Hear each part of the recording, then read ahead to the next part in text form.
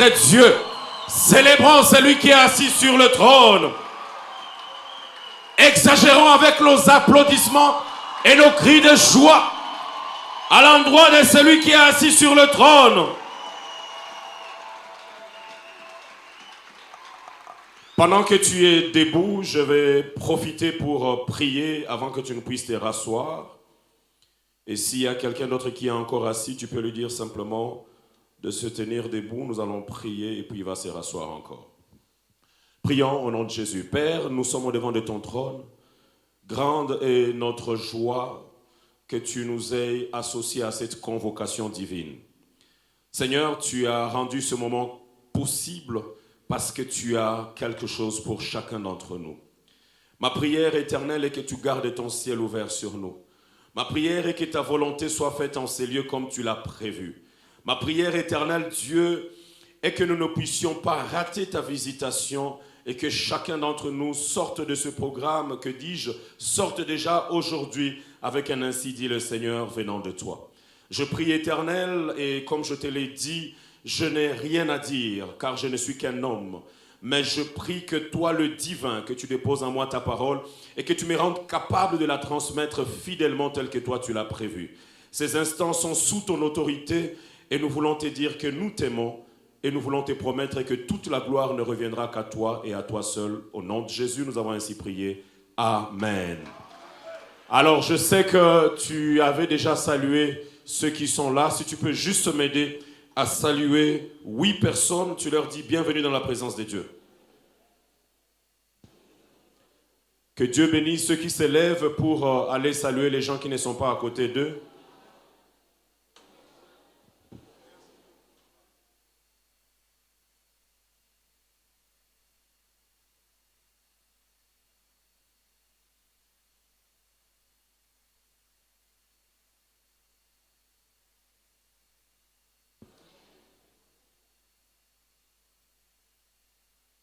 Gloire au Seigneur. Alors, bien-aimés dans le Seigneur, je bénis grandement le Seigneur pour ce privilège qu'il nous accorde. Et je suis convaincu que s'il fallait partir de CV, je crois que le mien serait déclassé. Parce que je ne suis pas autant qualifié pour être ici, me tenir sur la chair que papa utilise, que mon père utilise, que les parents utilisent, les hommes aussi loin que eux. Mais je crois aussi que Dieu, c'est un Dieu de foi qui, même si tu n'es pas qualifié, il te prend et il te qualifie pour une mission. Et c'est pour ça que je suis confiant parce que je sais, même si je n'étais pas qualifié, mais parce qu'il m'a choisi, c'est qu'il m'a équipé pour moi et pour toi. Tu me donnes un amen? Cela s'attache à toi aussi. J'aimerais du fond de mon cœur dire merci à papa. C'est vraiment un grand privilège, comme je le disais, de nous avoir fait confiance, de nous accueillir encore chez nous à la maison, de nous ouvrir encore les portes de notre maison. Et ça nous fait du bien d'être à la maison et surtout d'être avec les parents, avec papa et tous les parents qui sont là. En tout cas, est-ce qu'on peut célébrer Dieu pour la vie de nos parents? C'est comme ça qu'on célèbre les parents ici. Oh là là, oh là là, oh là là, oh là là.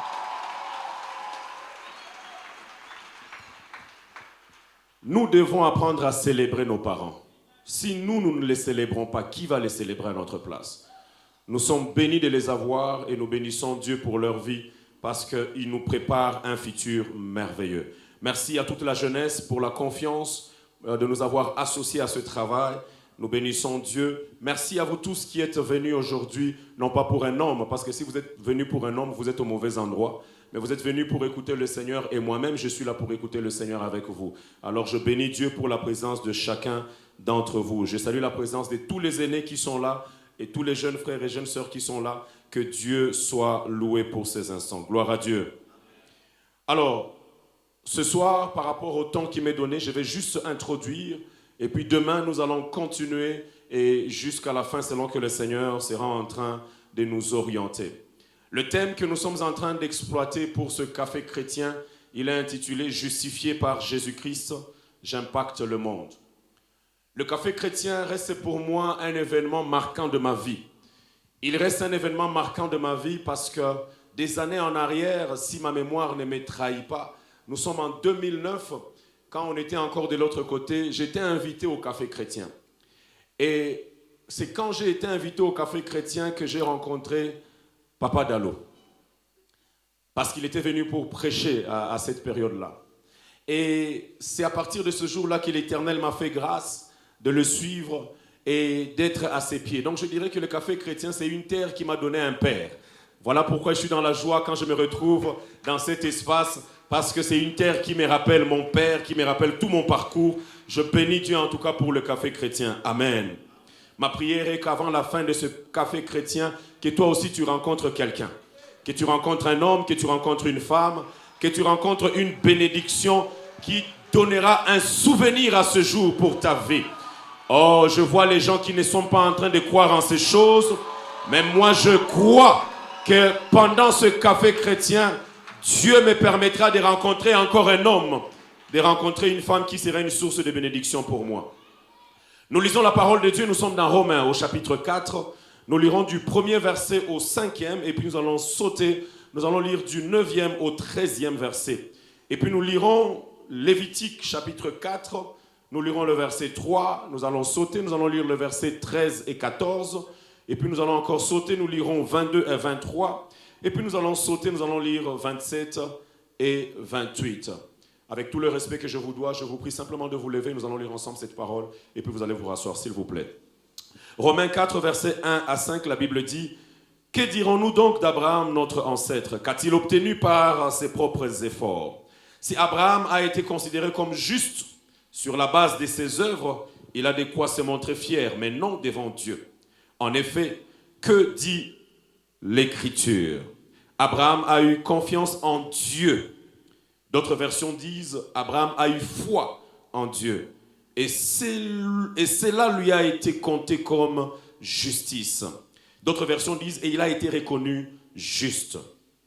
Or, si quelqu'un accomplit quelque chose, le salaire est porté à son compte, non comme une grâce, mais comme un dû. Par contre, si quelqu'un ne fait rien, mais croit en celui qui déclare juste l'impie, sa foi lui est comptée comme justice. Je saute au verset 9. Ce bonheur n'est-il que pour les circoncis, ou bien est-il également pour les incirconcis? En effet, nous disons que la foi d'Abraham lui a été comptée comme justice. Quand donc a-t-elle été portée à son compte? Est-ce après ou avant sa circoncision? Ce n'était pas après sa circoncision, mais bien alors qu'il était incirconcis. Et il a reçu le signe de la circoncision comme le gage de la justice qu'il avait obtenu par la foi alors qu'il était incirconcis. Il est ainsi le père de tous les incirconcis qui croient, afin que la justice soit aussi portée à leur compte. Il est aussi le père des circoncis.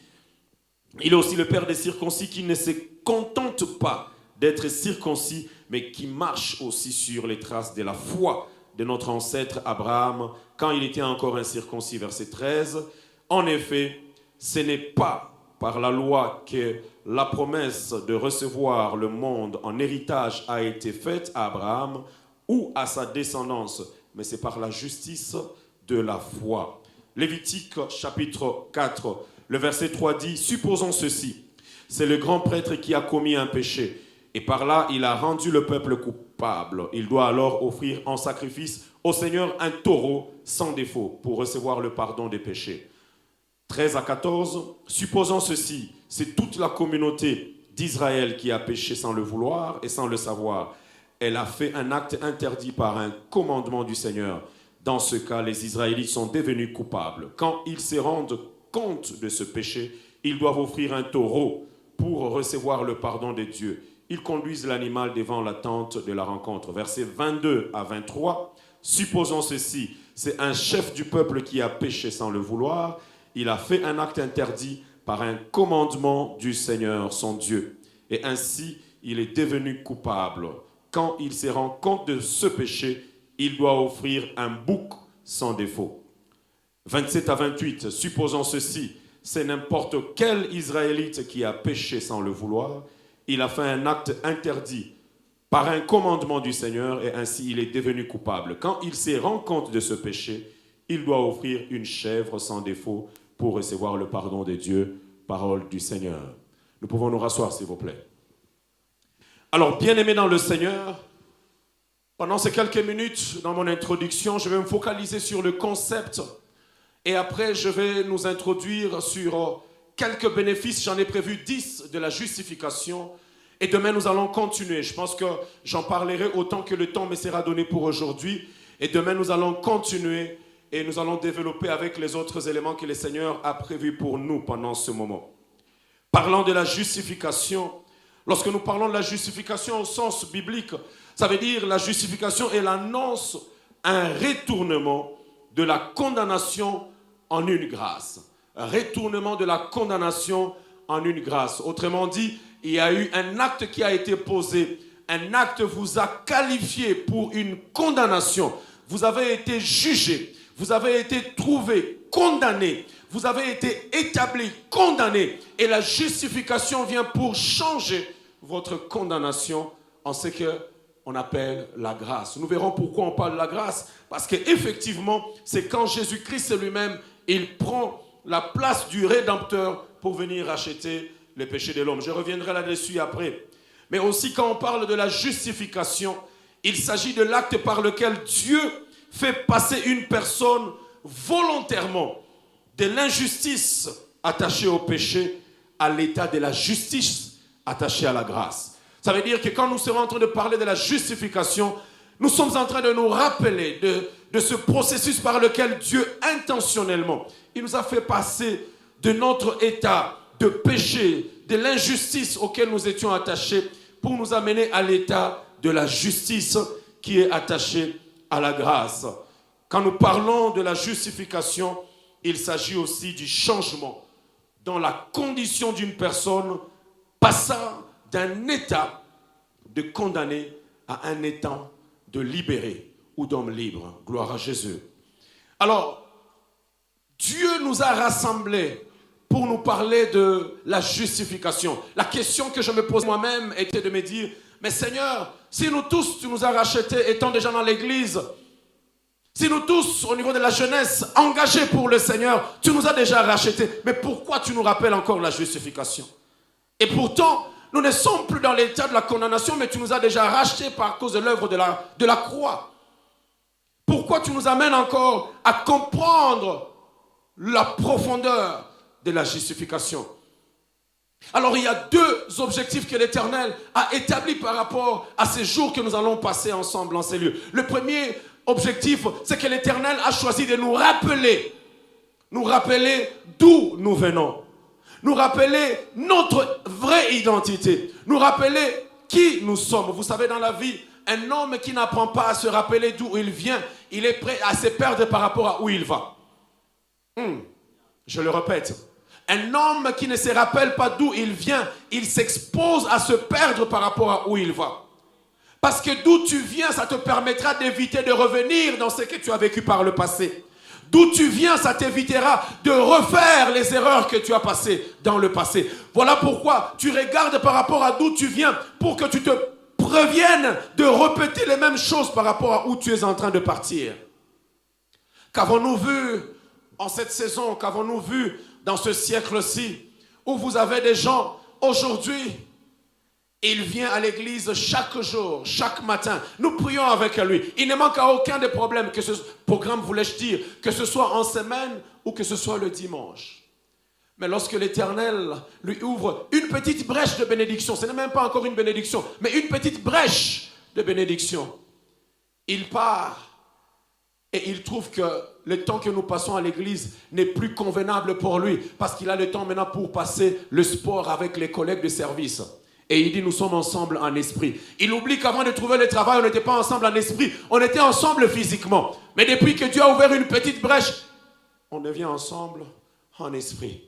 De telles personnes, facilement, ils oublient qu'ils viennent d'une alliance avec le Seigneur qui leur a donné la position qu'ils sont. Et ce qui fait que quand ils s'engagent dans un avenir glorieux que Dieu leur donne, n'encore que ce n'est que le début, ils oublient tout leur passé qui est attaché au Seigneur et ils se perdent dans leur futur parce qu'ils n'ont plus le souvenir d'où est-ce qu'ils sont venus.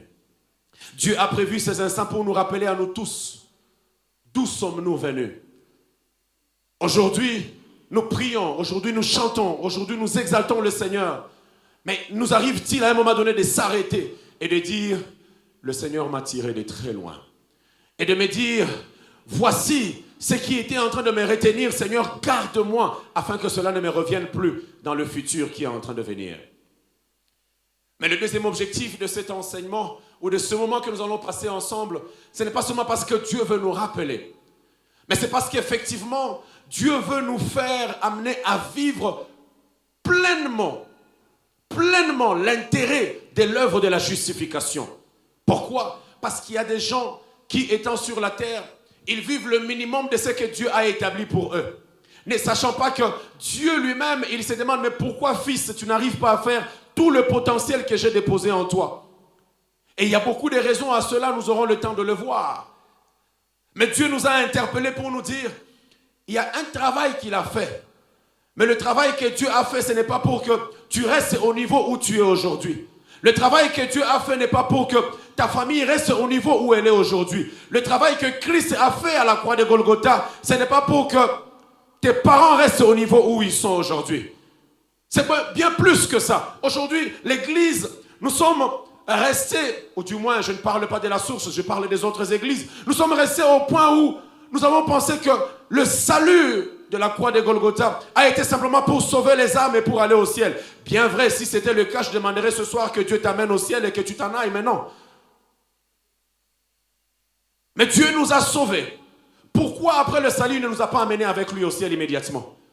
C'est parce que moi et toi, nous avons une mission à faire ici sur la terre. Ça veut dire que la justification dont nous avons été bénéficiaires a une mission que nous devons accomplir sur la terre et pas l'accomplir n'importe comment. Parce que parlant à Josué, il lui a dit, c'est ainsi que tu auras du succès dans ce que tu entreprendras. Ça veut dire que tu réussiras, pas seulement réussir, mais tu réussiras avec succès. Je suis venu annoncer à quelqu'un que la saison doit finir là où on se contente de réussir. Nous devons réussir, mais réussir avec succès. Nous devons réussir, mais réussir avec impact. C'est pourquoi nous sommes une jeunesse engagée dans le Seigneur. Nous ne sommes pas une jeunesse engagée dans le Seigneur pour que l'écho de notre engagement reste dans ces quatre murs. Nous perdons notre temps. Si l'écho de l'œuvre de la justification doit rester dans ces quatre murs, ce beau building, nous avons raté. Nous avons perdu notre temps sur la terre.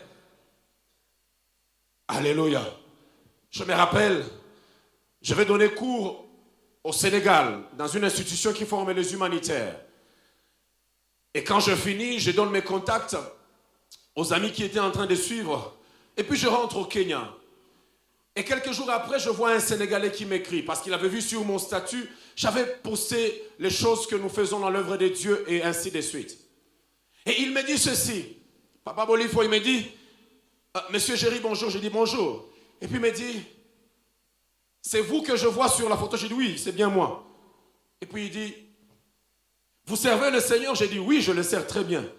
Il me dit, mais c'est pas possible. Je lui dis, pourquoi c'est pas possible? Parce que c'est vrai. Il me dit, on m'a appris que pour que je puisse monter dans le domaine humanitaire, il faut que je sois dans une loge quelconque. Et moi je lui ai dit, tu as avec toi la preuve du témoignage d'un homme qui s'appuie sur Christ et que Christ se fait monter. Alléluia. Je suis venu dire à quelqu'un que l'œuvre de la justification n'est pas seulement pour que tu pries en langue dans l'église. Non, l'œuvre de la justification, c'est pour t'amener afin que tu impactes dans ta communauté. Je prie sous l'onction du Père qui est ici, que l'Éternel nous donne à la source des hommes qui seront des directeurs, des hommes qui seront des ministres, des hommes qui seront dans la politique, mais qui vont impacter à cause de l'œuvre de la justification de la croix. J'ai décidé, papa, et ça je l'ai dit à Dieu, qu'Éternel, autant que tu m'élèveras, ton nom partira avec moi là où tu m'amèneras. Alléluia. Je me rappelle, il y a des années en arrière, je pense 20 ans, ou même, je crois, en 1998, quand je reçois Christ comme Seigneur et Sauveur, c'était à l'Instigo ici. Je reçois Christ en 98 et je commence à servir le Seigneur au sein de la communauté internationale des hommes d'affaires du plein évangile, au Full Gospel.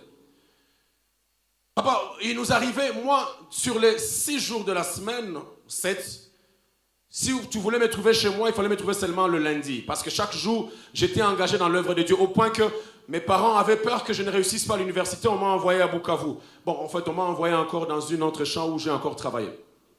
Mais pourquoi je vous donne cet exemple, en fait? Je vous donne cet exemple parce qu'en son temps, en 1998, je me suis engagé dans le Seigneur et j'ai dit à Dieu, Seigneur, je ferai une folie pour toi et avec toi.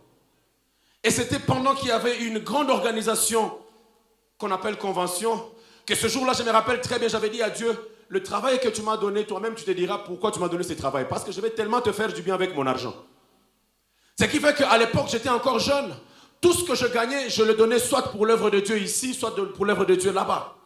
À tel point qu'à la fin de mon contrat, j'ai dit à Dieu, maintenant mon contrat arrive à la fin, qu'est-ce que je fais? Il m'a dit, garde silence. Et à la fin de mon contrat, le Seigneur m'a apporté 2 contrats. Il m'a dit, choisis où tu veux aller travailler. J'ai choisi où je voulais aller travailler. Mais j'ai dit à Dieu, dans mon alliance avec toi, chaque fois qu'il s'agira de ton œuvre et que j'ai l'argent, en tout cas l'argent ne restera pas dans mon compte. J'ai fait cette alliance avec Dieu. L'homme que vous voyez ici en 98 qui pouvait marcher à pied, on faisait un stigo pour aller jusqu'à Katindo. C'était là où nous vivions. Je vois papa qui était dans la même avenue que nous. À l'époque, on voyait nos parents rouler carrosse. On se disait, Seigneur, est-ce qu'on y arrivera un jour? Mais nous avons compris que l'œuvre de la croix n'était pas simplement pour que nous puissions parler en langue. L'œuvre de la croix, c'était pour qu'on s'engage dans ce à quoi Dieu nous a appelés. Nous avons pris au sérieux les études que Dieu nous a données. Et Dieu, dans son amour et sa grâce, il nous a établis quelque part. Qu'aujourd'hui, nous regardons en arrière, nous disons, Seigneur, tu nous as tirés de loin, mais là où tu nous amènes, c'est encore plus loin que là où nous sommes aujourd'hui. Je suis venu dire à quelqu'un que l'œuvre de la croix, de la justification, Christ est venu pour que, parmi nous, ici, que le monde sache que toi, tu as un Dieu, et un Dieu vivant. Alléluia. Je parlais avec quelques bien-aimés, et je parlais avec Papa Sagesse d'ailleurs, quand il était en train de me dire que je devais être ici hier, mes excuses parce que je n'ai pas pu y arriver. Mais j'étais en train de lui dire que c'était difficile parce que j'avais déjà pris un autre engagement, je devais prêcher hier après-midi dans une autre plateforme. Mais j'ai compris une chose, bien-aimé, que lorsque tu comprends le contenu de ce que Christ a fait à la croix de Golgotha, Christ t'amène à t'exposer au devant du monde là où lui-même il devait aller. C'est toi qui t'envoie pour aller annoncer l'évangile. Je me suis rappelé quand j'étais en train de venir ici de combien est-ce que j'étais informe et vide il y a 20 ans. Je n'avais aucune forme, je n'étais point connu. Et je crois qu'à l'époque, il y a 25 ans, il y a 30 ans, si on proposait à papa que je prêche, il allait dire, mais ce bonhomme, ce petit ici, en kilote, qu'est-ce qu'il va nous dire? Et je crois que dans cet homme informe, Dieu était en train de préparer une forme. Je suis venu dire à un homme avant que je n'aille plus loin, la réalité que tu présentes aujourd'hui n'a rien à voir avec la vérité de ce que Dieu a dit de toi. Dis à ton voisin, ne t'en fais pas. Ne regarde pas simplement à ma taille. Ne regarde pas simplement à comment je suis habillé. Celui qui est en moi, il est plus grand que celui que toi tu vois.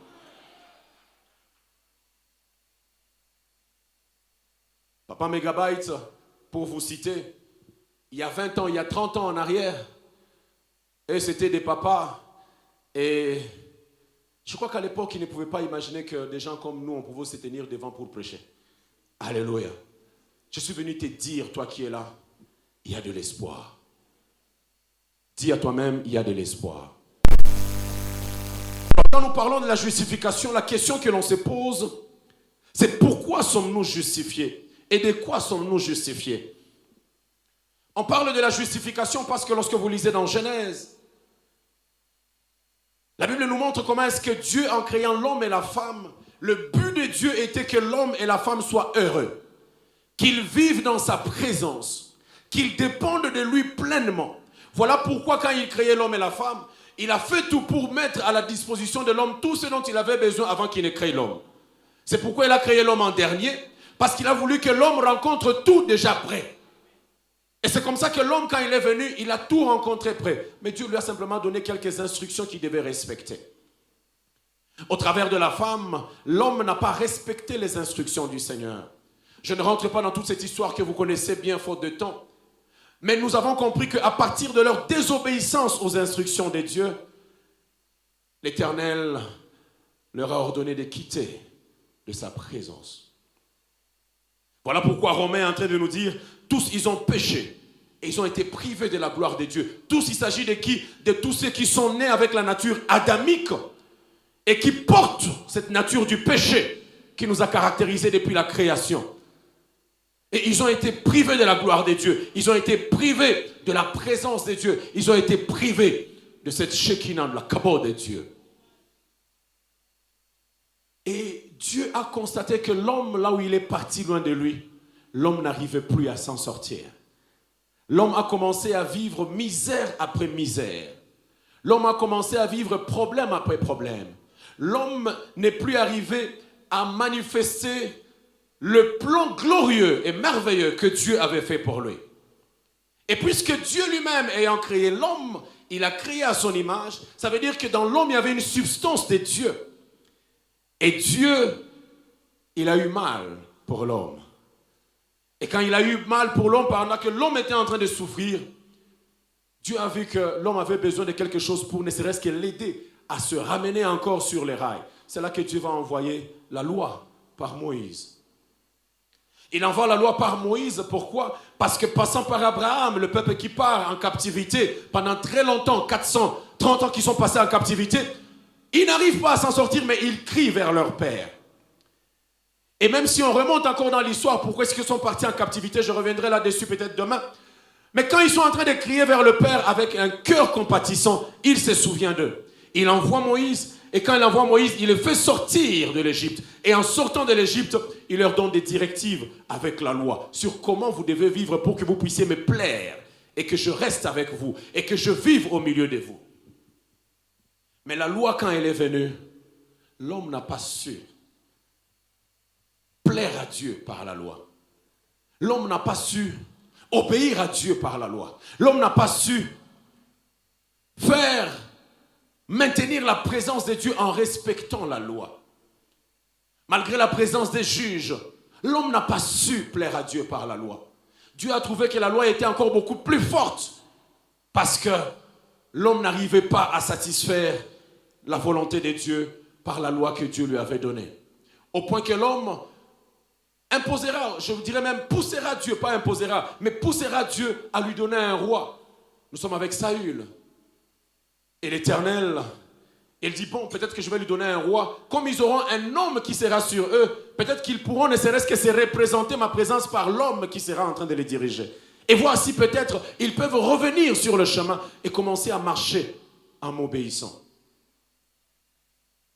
Malgré cela, et les rois que Dieu a donnés à l'homme, et l'homme que le roi devait diriger, tous n'ont pas su satisfaire le cœur de Dieu. Dieu a regardé, il a trouvé que tout ce qu'il a mis à la disposition de l'homme, ça n'arrivait pas à le satisfaire pour garder l'homme dans sa présence. Au contraire, ça ne faisait qu'exposer l'homme à aller loin de lui. C'est ainsi que lui-même il s'est dit, le seul qui puisse me satisfaire, c'est moi-même. Parce que la créature que j'ai faite n'arrive pas à me satisfaire, n'arrive pas à satisfaire le divin que je suis. C'est comme ça que Dieu lui-même, il décide de prendre la chair humaine et de venir sur la terre sous forme humaine.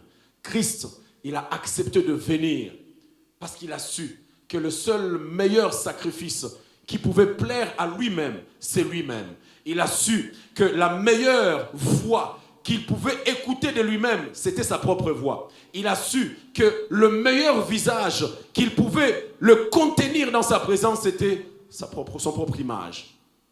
Il est descendu et il est mort à la croix de Golgotha pour que toi et moi, nous soyons sauvés. Pourquoi? Parce que dans le principe divin, il fallait que quand tu commets un péché, quand tu désobéis, tu devais payer par la sanction qui était établie.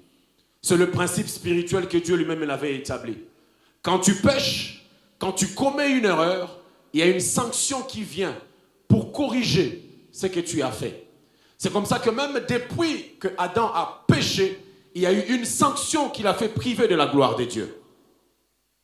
Et même à l'époque de la loi, lorsque vous lisez le livre de Lévitique, dans Lévitique 4 précisément, Et c'est par là que nous avons lu. Vous avez vu que selon les différentes catégories, Dieu était en train d'établir les sanctions pour dire que lorsqu'ils auront péché, ils feront couler le sang du bouc, le sang de l'agneau, le sang du taureau, le sang de la chèvre.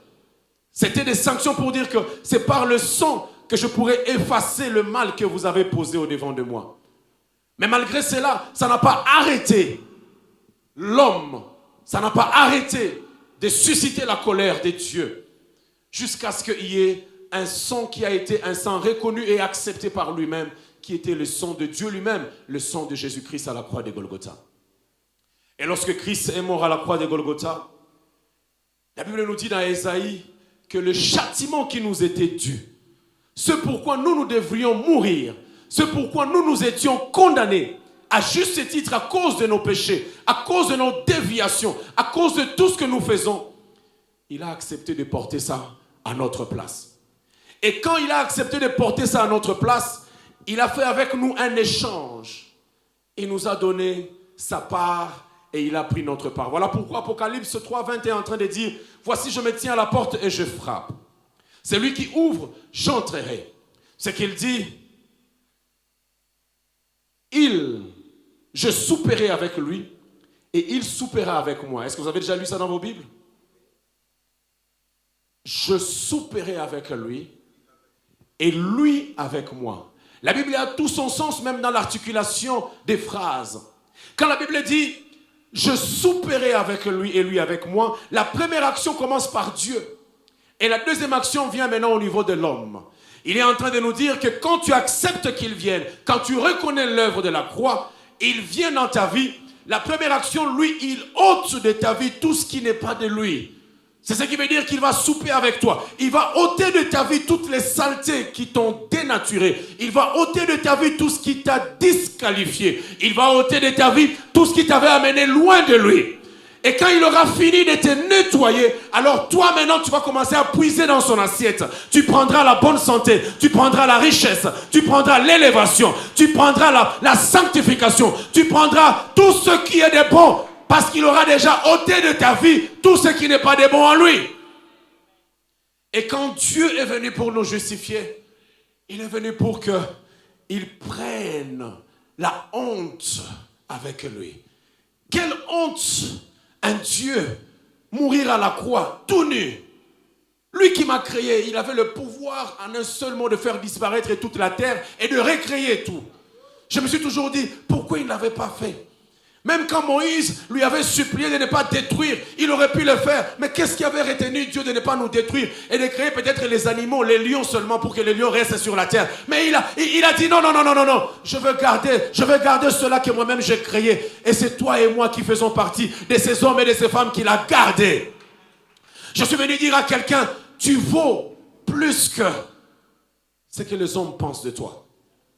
Je suis venu dire à une fille, ta valeur est plus que même la dot qu'on vient donner chez toi.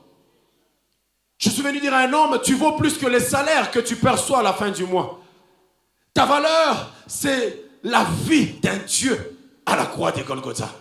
Oh my goodness. Quand je regarde, quand j'étais en train de me fiancer avec mon épouse, chaque fois que je pouvais quitter le travail à Walungu pour venir la voir chez elle à Bukavu, elle voyait la valeur que je lui donnais parce que malgré ma fatigue, je devais aller la voir le soir.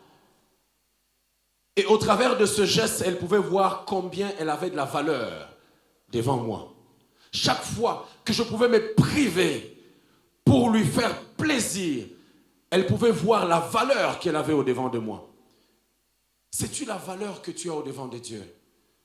Sais-tu la valeur que tu as devant Dieu qui a accepté d'abandonner le trône et venir mourir ici sur la terre pour que toi et moi nous soyons sauvés? Vous savez, le salut, on en parle un peu comme si c'était quelque chose de terre à terre, mais c'est de la substance qui donne toute une identité à ce que nous sommes. Ça me choque, j'en parlais hier quand je prêchais à Nairobi. J'étais en train de dire, aux Jeux Olympiques, j'ai été choqué et interpellé. À l'ouverture des Jeux Olympiques, pour ceux qui l'ont suivi, on a blasphémé la Sainte Seine, carrément. Ça a été blasphémé. Par qui? par les gens qui sont d'une autre obédience spirituelle. Mais la leçon que j'ai tirée, c'est que eux, ils ne cachent plus leur identité. Il y a 30 ans en arrière, quand on devait parler des lesbiennes et des gays, c'était comme des maladies qui se cachaient quelque part. Il y a 50 ans en arrière, lorsque le mouvement mystique devait se réunir, ils ne le faisaient pas publiquement. Ils se parlaient entre eux en cachette pour aller le faire. Mais aujourd'hui, quand les mouvements mystiques doivent se réunir, ils mettent même des panneaux pour dire aux gens, nous serons ici aujourd'hui. L'église, où est parti notre rôle? Où est partie notre responsabilité? J'ai été interpellé en me disant, si ces gens n'ont plus honte de présenter leur identité, pourquoi devrais-je avoir honte de dire que je suis serviteur de Dieu? Pourquoi devrais-je avoir honte de dire que je suis chrétien? Beaucoup d'entre nous ici, vous avez honte de votre identité. Vous avez honte de dire aux gens que moi, je suis chrétien, je ne peux pas faire ça, je ne peux pas manger ça, je ne peux pas boire ça, je ne peux pas entendre ça. Pourquoi avez-vous honte? Avez-vous déjà rencontré quelqu'un qui fume la chanvre et qui est enclin dans le péché et que vous invitez au café chrétien? Qu'est-ce qu'il vous dit? Je veux venir. Si ce n'est pas Dieu qui l'a touché, la première réponse qu'il vous dira, vrai ou faux? Mais pourquoi toi aussi tu ne peux pas dire à eux, si tu as qui a chassé les musiques, si tu as un des faces, pourquoi tu ne prends pas aussi le courage de leur dire, je ne suis plus de cette nature? Parce que Dieu nous dit dans Jérémie, ce n'est plus à vous d'aller vers eux, c'est à eux de venir vers vous.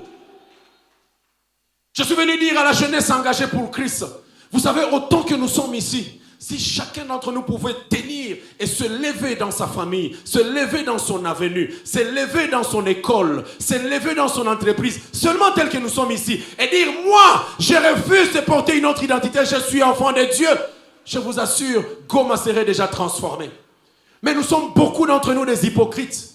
Ici à l'église, nous sommes très calmes, très bien habillés, mais il suffit seulement que le week-end arrive. L'identité a changé. Il suffit simplement que la nuit tombe, l'identité a changé. Pourquoi tu ne peux pas être fier de ton identité? J'étais en Afghanistan et j'ai été choqué de voir qu'en Afghanistan, avoir la Bible avec soi, c'est presque un crime. Mais quand j'étais là, j'ai trouvé qu'il y avait aussi des chrétiens qui vivaient en Afghanistan. Ils ont développé la culture de mémoriser des passages bibliques. Et ils se rencontrent en cachette parce qu'ils veulent rester attachés à Dieu. Mais toi, tu es dans un pays là où on nous donne tout pour dire qui nous sommes. Mais tu as honte de manifester ton identité. Vous savez, parmi nous ici, il y a des gens qui ont eu honte d'inviter leurs collègues parce que leur identité d'ici est différente de l'identité que les collègues connaissent. Alors ils se sont dit, si je l'invite, il va savoir que je vais aussi prier là-bas. Tu sais, non, tu sais que c'est de toi que je parle. Bien-aimés, jusqu'à quand n'allons-nous pas prendre conscience de l'œuvre de celui qui a payé le prix à la croix pour nous? Pourquoi nous aussi chrétiens? Papa, j'ai compris que sur la terre, ce ne sont que les chrétiens qui ont honte de leur identité. C'est seulement nous les chrétiens. Quand on dit tu es pasteur, tu dis que non. Parce que tu penses que si on t'appelle pasteur, c'est comme si on te mettait à côté. Tu ne vas plus bénéficier de certaines causeries. Tu ne vas plus bénéficier de certains endroits. Tu ne vas plus bénéficier de certaines invitations. Parce qu'on dira, où est le pasteur Moussimouite? Alors il te dit, non. En tout cas, bon, je ne suis pas pasteur. Mais je ne suis pas pasteur. Dis à ton voisin, sois fier de ton identité. Ah, s'il n'a pas souri par le voisin de l'autre côté, ça veut dire qu'il est jaloux.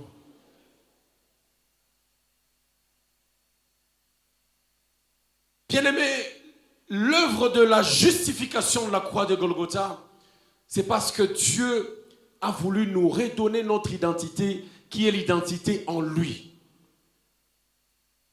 Il a voulu nous redonner notre identité de la genèse de notre création, l'identité divine. Si tu veux comprendre l'œuvre de la justification de la croix, par cet échange que Christ a pris notre place à la croix de Golgotha, c'est parce qu'il a voulu nous redonner encore notre place que le diable était en train de nous voler au devant du Père. J'en parlerai d'ici à demain, si le temps me le permet.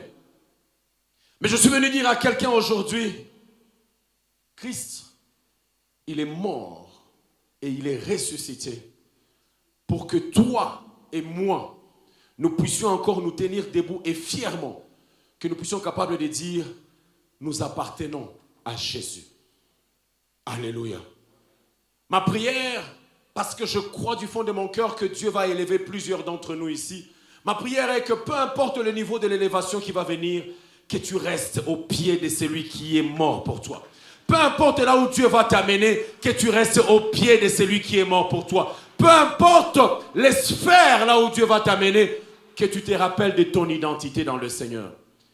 Combien de gens nous connaissons, on a prié pour eux, qui sont dans la politique. J'étais à Addis Abeba avant-hier, j'ai rencontré un honorable, je ne citerai pas son nom ici, et on était en train de parler avec lui, on était dans une convention du Full Gospel. Et il était en train de me dire, j'ai compris avec le temps que tout ce que je suis, c'est Dieu. Et c'est pourquoi je me suis résolu à me lever en tant qu'honorable. Il est honorable, député national. Je me suis décidé de me lever et de commencer à servir Dieu avec les moyens qu'il m'a donnés dans les communautés en faisant du bien à l'homme. Je prie que même lorsque tu seras ministre, que tu restes enfant de Dieu. Je prie que même lorsque le feu va commencer à sortir de ta bouche et que de tes mains tu vas commencer à ressusciter les morts, que tu restes enfant de Dieu. Que même lorsque Dieu va t'élever comme gouverneur de la province, que tu te rappelles de ton identité qui est d'enfant de Dieu. L'œuvre de la croix, c'était pour nous redonner notre identité. Voici le premier bénéfice de la justification. Nous redonner notre identité que nous avions perdue à cause du péché. Redonner à l'homme son identité. L'identité de l'homme, c'était quoi? C'est ce que le psalmiste est en train de nous dire dans le psaume 8, verset 5 jusqu'à 6. La Bible dit, et je me demande, qu'est-ce que l'homme pour que tu penses à lui? Qu'est-ce qu'un être humain pour que tu prennes soin de lui? Pourtant, tu l'as fait des peu inférieurs à Dieu. Des peu inférieurs à Dieu. Et tu l'as couronné de gloire et d'honneur. Lorsque tu regardes ta vie, est-ce que ta vie est couronnée de gloire et d'honneur? Alléluia. Je suis venu te dire que le premier des bénéfices de la justification de la croix, c'est de nous redonner notre identité. Maintenant, imaginez-vous, Dieu a quitté son trône pour te redonner ton identité, mais toi, tu nies ton identité devant les hommes. Pourquoi? À cause de quelques dollars. Pourquoi? À cause d'un simple plaisir. Pourquoi? Parce qu'il faut être avec certaines personnes. Est-ce que quelqu'un peut dire après moi, je refuse de nier mon identité? Oh, tu peux le dire avec assurance, je refuse de nier mon identité. Est-ce que tu peux le dire pour la troisième fois, je refuse de nier mon identité? Si c'est toi qui l'as dit, acclame très fort le Seigneur.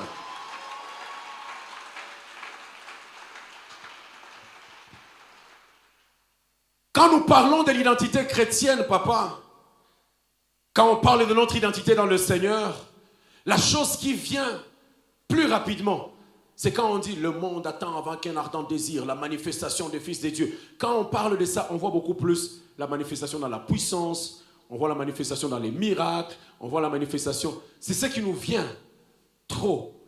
Qu'aujourd'hui, la jeunesse, elle est très captivée par tout ce qui est puissance, tout ce qui est prophétique, tout ce qui est éclat. Mais ce n'est pas pour ça d'abord que Dieu nous a sauvés. Souvenez-vous de ces disciples qui viennent dire au Seigneur, Maître, tu sais aujourd'hui, les démons sont partis, on les a chassés. Le maître les a regardés, il leur a dit, hé, ne vous réjouissez pas parce que les démons vous ont obéi. C'est un peu comme si Christ était en train de leur dire, ça c'est mon bonus.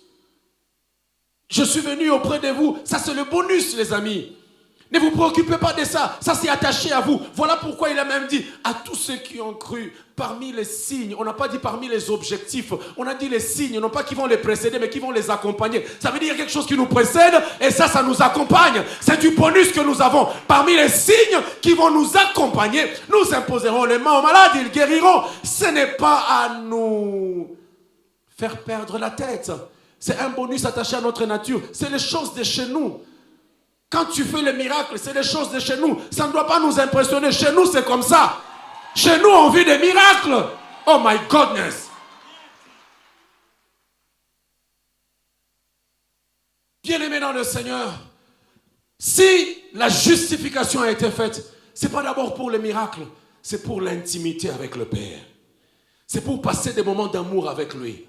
Imaginez-vous, jeunes gens, vous êtes là, vous voulez vous marier, ou que vous avez une fiancée, mais que chaque jour que vous vous rencontrez avec cette personne, tout ce qu'elle vous dit, j'ai besoin des chaussures. Vous vous séparez.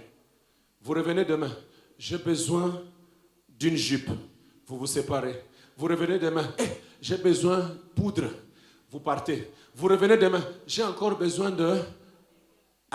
ça là. Vous partez. Vous revenez encore, j'ai besoin... tout ce que vous avez dit là. Comment vous allez vous sentir? Vous t'accouez pas? Vous allez sentir comme si on vous exploite. N'est-ce pas? Mais est-ce que vous savez que c'est ce que vous faites avec Dieu? Chaque fois que vous allez dans la présence de Dieu, qu'est-ce que vous dites? Papa, j'ai encore besoin. Papa, je dois encore partir. Papa, je dois encore recevoir. Papa, je dois encore avoir le mariage. Papa, donne-moi encore le véhicule. Papa, donne-moi encore. Donc, tout le temps que toi, tu passes avec ton papa, ce n'est que demander. Quel jour tu passeras du temps avec ton papa pour lui dire, papa, je t'aime beaucoup. Oh, papa, aujourd'hui, tu as vu comment j'ai passé ma journée. Ça m'a fait du bien de te sentir auprès de moi. Oh, papa, combien tu es merveilleux. Oh, papa, tu sais, d'ailleurs, hier, quand j'ai rencontré ces messieurs-là, papa, je l'ai vu. C'est qu'il m'a dit, oh, j'étais impressionné. Oh, papa, non, il ne m'a pas impressionné. Papa, tu sais que je suis ta fille, je t'aime beaucoup, je suis fier de t'appartenir. Papa, je t'aime, bisous, bisous. Mouah, mouah, mouah, mouah, mouah. Dors bien, papa, je me couche, alléluia. Où est cette génération qui va passer du temps d'intimité avec le Père? Où est cette génération qui va passer du temps avec de l'amour au devant du papa? Voilà pourquoi lui-même il dit, cherchez premièrement le royaume et la justice de Dieu. Et le reste vous sera donné par surcroît. Mais nous on cherche d'abord le reste pour avoir la justice et le royaume par surcroît. Nous inversons les choses. Nous inversons les choses. Est-ce que tu peux shifter ta façon de te présenter dans la présence de notre papa? Est-ce que tu peux passer beaucoup plus de temps d'amour avec ton père? Quand tu rentres chez toi pour parler avec ton papa, chaque jour tu le demandes. Non, prenons seulement l'exemple simple. Quand tu rentres pour parler avec ton père, c'est chaque jour que tu demandes. Non, papa, tu lèves le matin. Papa, Minerval, papa, les chaussures, papa. Tu as le temps quand même de t'asseoir avec papa. Vous tapez les massolos. Bon, pour les papas qui ne sont pas des lions, bien sûr. Mais bon, je sais. Alléluia. Je sais qu'ici, chez nous, à la source, tous les papas sont des papas bons et beaux. Est-ce qu'on peut applaudir pour nos papas ici?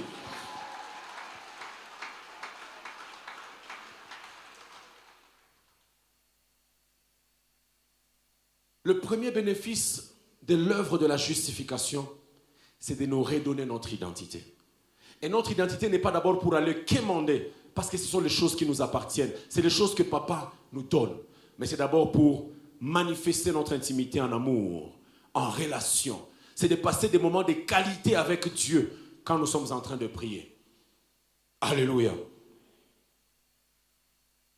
Cela a été fait au travers de l'œuvre de la réconciliation que vous retrouvez dans 2 Corinthiens 5 chapitre 18. La Bible dit, tout cela est l'œuvre de Dieu qui nous a réconciliés avec lui par le Christ et qui nous a confié le ministère de la réconciliation.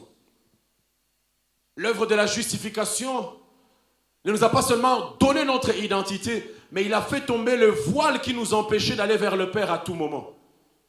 Voilà pourquoi des cantiques, des gens comme le pasteur Atom, ce qui dit Nayebioti kalo la polele atanaye bambalebele nabeta kokoko makomi eloba polele nazana lukanzambe napo kwato natongo. Ça veut dire que je sais que tu as laissé la porte ouverte pour que désormais que je vienne le soir, que je vienne le jour, que je vienne la nuit, Seigneur, je saurai accéder. Nous ne sommes plus à l'état de la loi là où il n'y avait que le souverain sacrificateur qui pouvait entrer pour se présenter et portant le fardeau de tout le peuple. Mais aujourd'hui, moi et toi, nous pouvons même en pleine nuit, même là où Papa Bannière n'est pas, nous pouvons nous tenir avec notre Papa. Nous pouvons élever nos voix et il va nous exaucer. Pourquoi? Parce que ce jour-là, à la croix de Golgotha, le voile s'est déchiré et l'accès nous a été donné. J'aimerais te dire que l'accès t'a été donné auprès du Père. L'accès m'a été donné auprès du Père. L'accès nous a été donné auprès du Père. Nous avons été justifiés pour avoir l'accès auprès du Père. Et cela, c'est la nuit comme le jour. Je suis venu te dire que ta solution n'est pas seulement chez celui qui est à côté de toi. Sache que ta solution est déjà ouverte. Le ciel est resté ouvert. J'aimerais te dire que cet accès nous a été donné de manière assez particulière, parce que quand je regarde le jour où mon Seigneur a été baptisé, la Bible me dit qu'il entra dans l'eau, et pendant qu'il priait, le ciel s'ouvrit, et une voix se fit entendre. Voici mon fils bien-aimé, écoutez-le. Mais quand je parcours ma Bible, depuis ce jour-là jusqu'à Apocalypse, maman, la Bible n'a jamais montré là où le ciel s'est refermé. Ça veut dire que du moment que mon Seigneur, le jour-là, le ciel s'est ouvert sur lui, tout celui qui est venu en lui, il retrouve le ciel toujours ouvert. Le ciel n'a plus été fermé. Je suis en train de décréter et de déclarer, désormais tu vis sous un ciel ouvert. Désormais tu travailles sous un ciel ouvert. Désormais tu pries sous un ciel ouvert. Désormais tu étudies sous un ciel ouvert. Je suis venu te dire, le ciel est ouvert sur toi. Le ciel n'est pas seulement ouvert quand le prophète parle. Le ciel est ouvert quand tu pries. Le ciel est ouvert quand je prie. Le ciel est ouvert quand nous invoquons le ciel. Pourquoi? Parce qu'il y a l'œuvre de la justification qui a été faite par notre Seigneur Jésus. Est-ce que tu peux prier avec moi pendant une minute?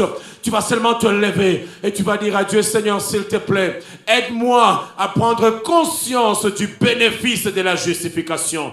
Monte en prière et tu es en train de prier.